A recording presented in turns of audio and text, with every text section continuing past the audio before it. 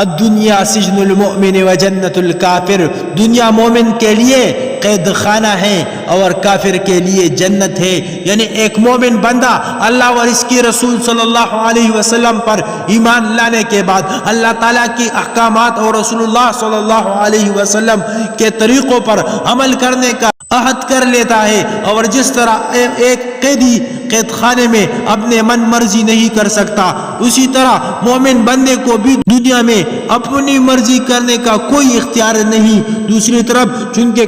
کافروں نے اللہ تعالیٰ اور اس کے رسول صلی اللہ علیہ وسلم کی غلامی کا توق اپنے گلے میں نہیں ڈالا ہوتا، تو اس لیے انہیں اس دنیا میں ہر قسم کی مرضی کا اختیار حاصل ہے، وہ جو چاہے کرے، مگر آخرت میں انہیں اللہ اور اس کے رسول صلی اللہ علیہ وسلم پر ایمان لانے اور اپنے آپ کو غلامی میں پیش نہ کرنے کی سزا ہمیشہ ہمیشہ کے لیے دی جائے گی۔ اور مومن بندہ چونکہ دنیا میں اپنی منشا کو اللہ تعالیٰ کی مرضی میں گم کر دیتا ہے، اس لیے آخرت میں اس کی ہر خواہش کا احترام کیا جائے گا۔